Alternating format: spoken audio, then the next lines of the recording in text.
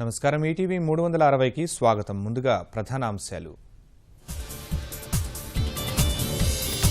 వన్డేలో భారత్ జయభేరి, కివీస్పై 6 వికెట్ల తేడాతో ఘన విజయం.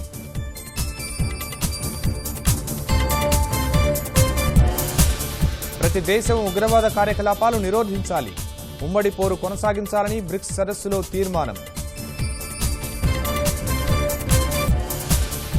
బ్రిక్స్ దేశాల ఆర్థిక వాణిజ్య బంధాలు బలోపేతం కావాలి, వ్యాపారానుకూల దేశాల్లో భారత్ ఒకటని మోదీ పునరుద్ఘాటన.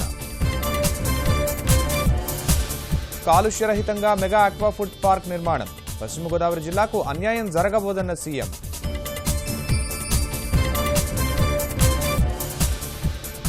హిల్లరీ ఉత్ప్రేరకాలు తీసుకుంటున్నారని ట్రంప్ ఆరోపణ, ముఖాముఖికి ముందు నిర్ధారణ పరీక్ష ఎదుర్కోవాలని సవాల్. తిరుమలకు పోటెత్తిన భక్తులు, సర్వదర్శనానికి 12 గంటల సమయం.